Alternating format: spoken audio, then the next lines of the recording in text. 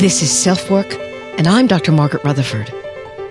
At SelfWork, we'll discuss psychological and emotional issues common in today's world and what to do about them. I'm Dr. Margaret, and SelfWork is a podcast dedicated to you taking just a few minutes today for your own self-work. Hello, and welcome to the 177th episode of SelfWork. I can't really believe that. I'm Dr. Margaret Rutherford. I'm a clinical psychologist out of Fayetteville, Arkansas, and I began podcasting about 3.5 years ago with a couple of things in mind, mostly to try to introduce therapeutic topics to people who wanted to listen, who might already be going to therapy or just have been initially diagnosed with depression or anxiety and are curious for answers, but also to a third group that might really think that going to therapy is still about weakness.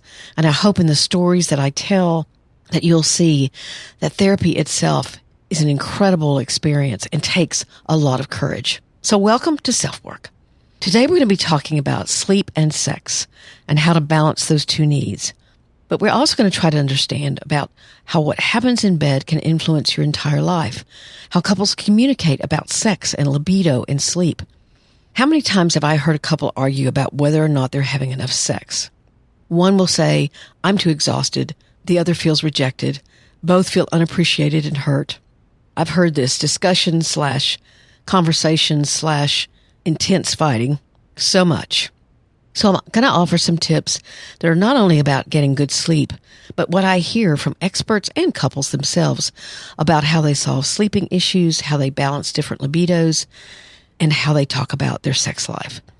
There was a study done several years ago that tested several different factors to see which ones might lead to greater life satisfaction and sense of happiness. The two that were more powerful than money: sexual satisfaction, being content in your sex life, and sleep, getting enough of it.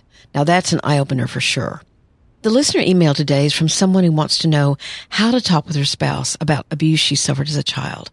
I'll give her my best answer. I had a patient the other day tell me that she couldn't listen to SelfWork because my voice put her to sleep. So if you have that problem, try to stay awake for this episode. But let's talk about sleep and sex.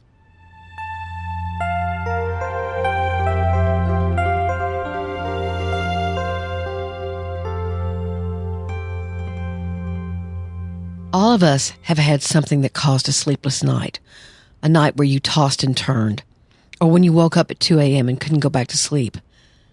If you're a couple, maybe the two of you don't sleep well together, and that can cause irritation, anger, frustration. And then sometimes even getting in bed together can have a tension about it because sleep itself becomes more difficult, and deep sleep is the way our bodies and minds rejuvenate and restore. Then there's also a trust factor. Trusting someone enough where you can actually sleep deeply beside them is something that some very lucky people have and others deeply desire. So today we're going to be talking about the importance of sleep and rest in a relationship and how to balance this need with sexual pleasure and desire. Please note that I'm not a sex therapist, but I've talked to a lot of people about their sexual relationship over the years. Actually, I hear that some therapists never touch the subject of sex, which I think is a huge oversight. I know sometimes it's harder to talk about, but so important to do so. Let's first talk about libido, or level of sexual drive. Dr. Pat Love, a psychologist, in her book Hot Monogamy, found through her research that when people first meet, they're biologically geared for procreation. It's what made us continue to actually be as a species. We felt sexually attracted to one another because in order to save ourselves, we needed to procreate. And so we did. Interestingly enough, our libidos seem to match, and we're in libido heaven. And this actually still happens in 2020. It's not necessarily about procreation, but it's what's left over from our biological and genetic heritage. So what happens nowadays is that the person with the higher libido may lower theirs a bit, not consciously, and the person with the lower libido raises theirs a bit, again, not consciously, and voila. It seems like a perfect match. But what happens over time is that everyone's libido returns to their more normal state. And then we all know what can happen. So much blaming and sense of rejection or sense of obligation or confusion about who likes what if you're able to talk about sex at all. Then there are women and men who've been sexually abused And obviously, or perhaps not so, that can greatly govern how they experience a sexual encounter. If they're having to fight being triggered, then that can cause terrible problems, not only for the victim of the abuse, but for the other partner who loves him or her and doesn't want to hurt them. Parenthood changes a lot about our sexual relationship, and certainly will if a couple doesn't pay enough attention to their intimate life. Sometimes even marriage itself seems to change a couple's sexual relationship. Maybe sex before marriage was really good, but something's changed now that you're committed to one another. Body image can be huge. One woman in my practice said she couldn't date after her divorce until she had her bed body back, whatever that was. And just aging, when you no longer have anything perky about yourself, it may cause you to feel differently about sex. And of course, there's erectile dysfunction and menopause and all kinds of problems post-menopause. Then, of course, there's emotional issues. Grudges can be held and sex withdrawn.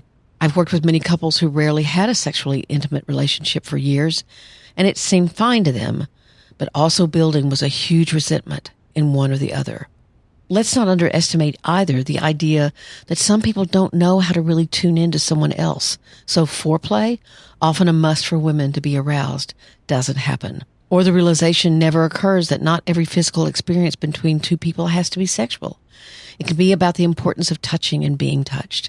There's so many issues in our sexual lives, and we haven't even touched on affairs or sexual abuse within a marriage. Almost all of these deserve their own episode.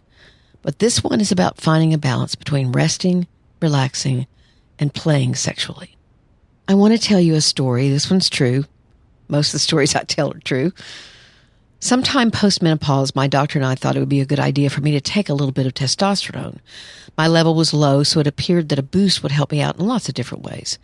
It was one of those hormones that was compounded by a pharmacy, so I picked it up the next day after my appointment. 3 days later, I called that same doctor. My sex drive was off the charts, and my whole body felt sexual in a really weird way. He first said, well, maybe you're just getting used to it, but I said, no, something's not right. Sure enough, he checked, and the pharmacy had given me the same amount of testosterone that they would normally give a man. It was as if I'd been experiencing what a man experiences, or anyone whose libido was really, really high, man or woman. And it opened my eyes to more understanding. My libido had never been low, but this was a whole other experience. So what did I learn in that short period of time? That our hormonal differences may be hard to understand, but they very tangibly exist. And instead of labeling your partner as cold or demanding, you've got to understand that labels simply aren't helpful. Dr. David Schnarch, Schnarch, who is a renowned sex therapist and psychologist, and I'll include links to a couple of his books in the show notes. I heard him speak years ago now. I called him in this the most stimulating speaker I'd ever heard. He wasn't sexually stimulating. He was just really out there. It was 9 o'clock in the morning, and he was shouting out F-bombs. And again, this was a long time ago. And I thought, well, this is going to be interesting. It ranks right up there with my first Mardi Gras and getting handed a Bloody Mary around that same time. But on to Dr. Schnarch. What I remember from a talk he gave years ago, and something that I've used in my own practice, is the idea that the lowest common denominator shouldn't govern a couple's sex life. Now, what do I mean by that? It means that the person with the lower libido shouldn't be in charge of how and when a couple is intimate. If one person decides once a month on the fourth Saturday is enough, that's not right or fair. But the higher expectation, or as he would say, the denominator, shouldn't either. If you think about it, many things are like that. If one of you loves Mexican food and the other's kind of meh, then how do you compromise? How many times a month do you enjoy a taco? Of course, a good intimate sexual relationship is more vital than that, but you get my point. If either the higher or lower expectation or desire wins out, then there may be acquiescence, while inwardly someone is very frustrated or resentful, or there's just silence. You put up with it. Neither breeds trust or understanding. So when you have these differences in libido and interest in sex, what can you do about it? First, talk about it. Don't make assumptions. One woman I saw hadn't had sex with her husband for several years and just assumed it wasn't important to either one of them. She'd gained weight and also assumed that was the problem, as she carried a great deal of shame about her body. Then, much to her amazement, he had an affair and she was stunned. She lost all the weight, but actually her weight wasn't the issue at all for him. For years, he'd begun to believe that he wasn't important to her. She was happy with the kids and her work, that they were good parents together, and that's it. All the while being silent about the effect that having no sexual intimacy was having on him. So assuming your partner is satisfied or isn't with your sexual life is a big mistake. And it's commonly made because so many of us feel funny about talking about sex. But I promise you, the assumptions are going to kill you. So it's important to say, I want to just review our intimate life. Let's pick a time and a place, because maybe I'm making some assumptions that aren't true, and maybe you are as well. So second, you can use what you find out in those discussions to begin to agree on what's not happening that you'd like to have happen. And this could be in any intimate way, emotionally as well, or what's happening that doesn't help you feel that you're desired or desirable. If this is an individual issue, then you can commit to doing something about it yourself. You can get into therapy. You could exercise, which is good for arousal all by itself. You can get enough sleep, and we're getting to that one. You can share parenting and domestic chores more, where there's more time for the two of you to actually have time together. And very important, you take the time to be together as adults, and you don't talk about the kids. That's the rule even. I often ask couples what they remember about going out to dinner when they first met. They usually describe that they were attentive and wanted to know every detail about this newfound incredible person. Now that you've been together a few years, you can lapse into only talking about the kids or your to-do list, and that is awful for the relationship. This conversation may not be easy to have, so please have it with kindness in mind and non-defensiveness if at all possible. If that's not possible, the two of you go to a therapist to talk about this issue, with them acting as a guide or a buffer. Now, here's where sleep comes into the picture. Remember the research study that showed that both sleep and sex are most important to people if they're going to have a sense of happiness and contentment? So we're going to go into some info about sleep because it's important to know. The sleeping issue can be a very pragmatic part of this conversation, but it needs to happen. And hopefully this info about what exactly is happening during sleep may make you realize that you don't simply just check out when you sleep. There's some significant things going on. Let's go briefly over it. Basically, there are two overall stages in the sleep cycle. There's what's called non-rapid eye movement sleep, called non-REM, and rapid eye movement sleep, or REM. When you get in bed or lay down to sleep, your body normally will begin to relax. And interestingly, as you begin to do that, you may even feel sudden jerking as your muscles spasm a bit. That's called a myoclonic jerk, a term that for some reason I've always been able to remember. So when it happens to me at night, I don't freak out. Oh, that's my myoclonic jerking. The first part of the cycle is non-REM sleep, which is composed of 4 stages.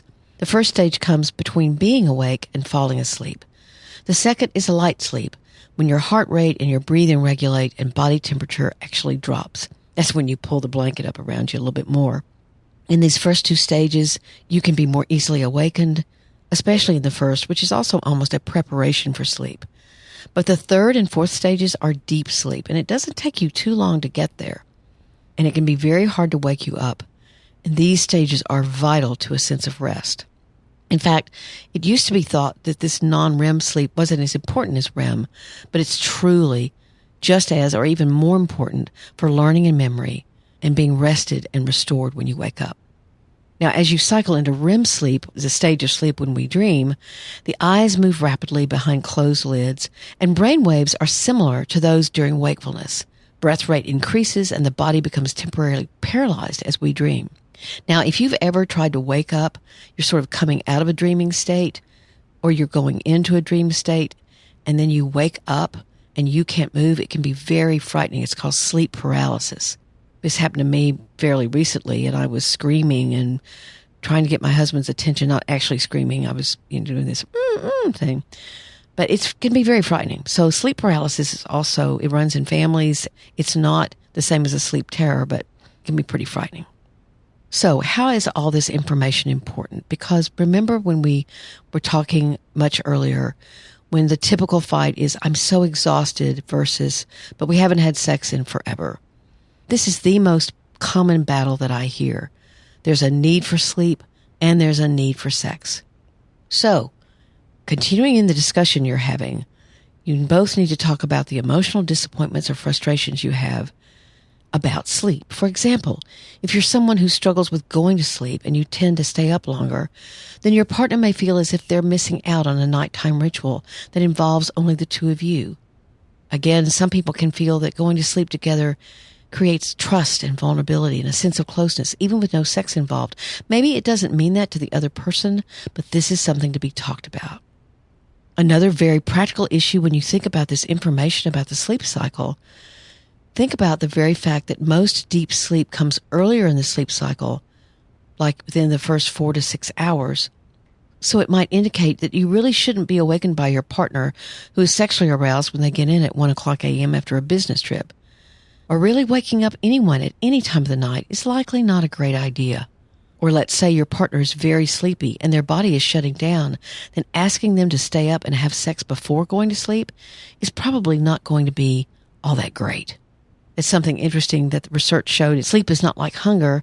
You don't have to eat when you're hungry, but when your body reaches a certain level of tiredness, it will make itself go to sleep. So, one of you may need a lot of sleep, one of you may need less sleep, one of you may have different sleep habits. All of that needs to be talked about and how it affects your sex life.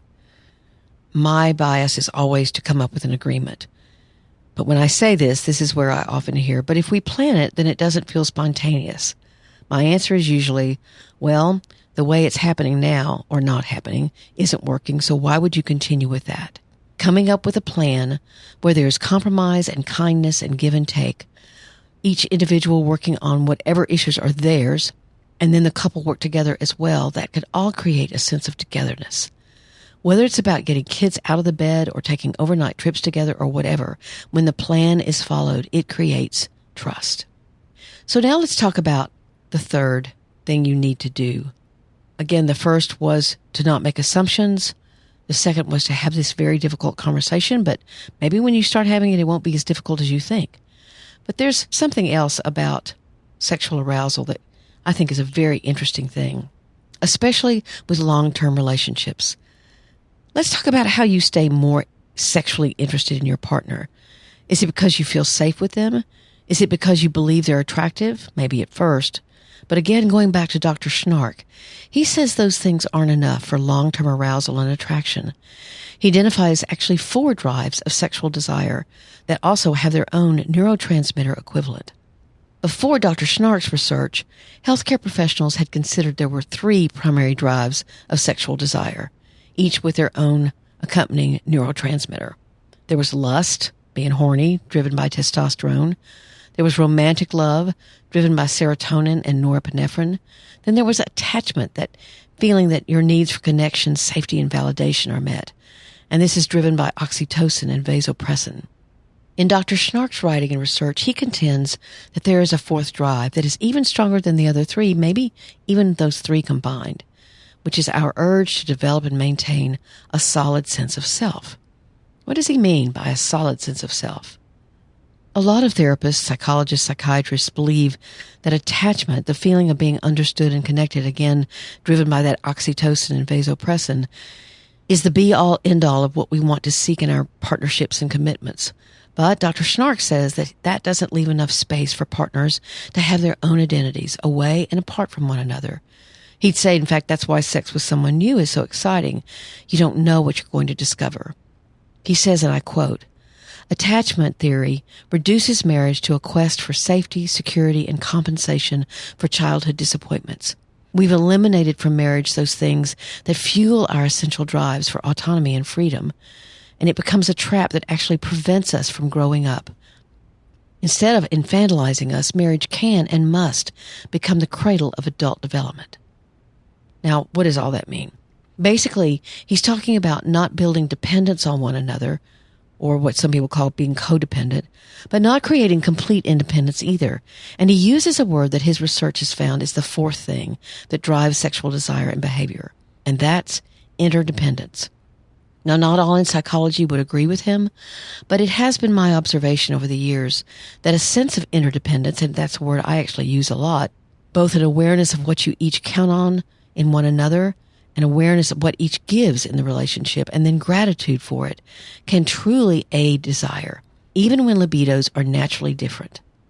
In my view, that's because there's awareness and appreciation for what each one brings to the relationship. So you more naturally want to be intimate, to be close.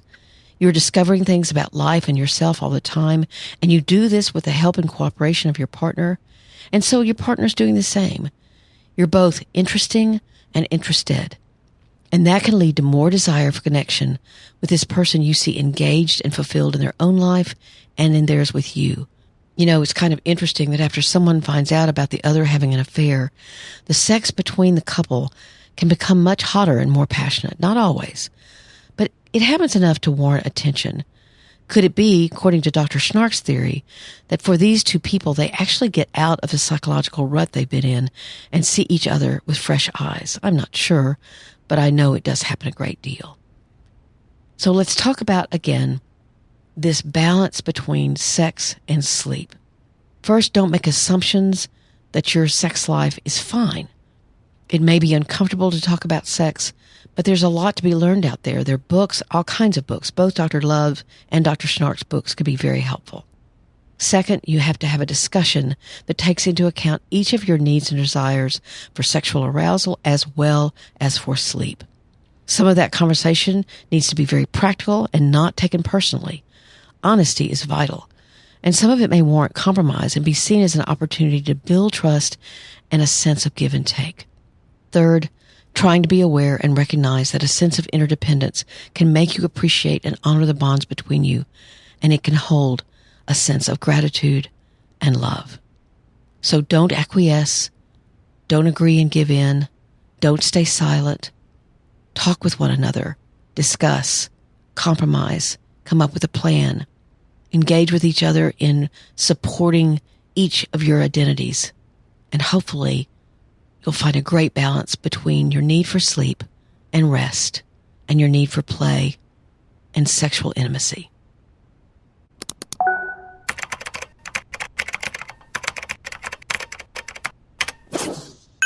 I knew I was running late on this podcast, so I picked a really short one to share with you today. She says, I recently found your podcast and feel so blessed that I did. Your kindness in your voice and insight is so helpful. Thank you. I was sexually abused as a child. My husband is aware, but it bothers me and affects me more than I let on. I often dissociate during intimacy because I don't want him to have to worry about it. I hide most of my feelings, and I don't know how to talk to him about the dark feelings in my head. Could you do a podcast on how to talk to your spouse about these difficult subjects? Thank you for your podcast. I'm a fan. This comes up in couples therapy so much about how to talk to your partner about past physical abuse, past sexual abuse. And I did an episode on it a long time ago, but I think I could do one in a lot more detail, especially about dissociation during sex with your partner, because that pulls you out of the moment. And that's not what you want, but that may be the only way you stay safe. So this is what I tell her. Hello, I'm so glad you become a listener. That's a great topic, and you bet I'll talk about it. I'm sad that you've experienced such abuse in your life, and also know that talking about it openly can be very healing. I have one podcast already in production, but I'll add this to the list. With a warm welcome, Dr. M. I simply read this because I want you to know that I do read your emails, and I do want to respond to them. I want to know what you need for me to talk about. So my next podcast will be on how to talk to one another about sexual abuse in your past and how that's playing out in your current relationship. And actually, we'll touch on physical abuse as well, and neglect.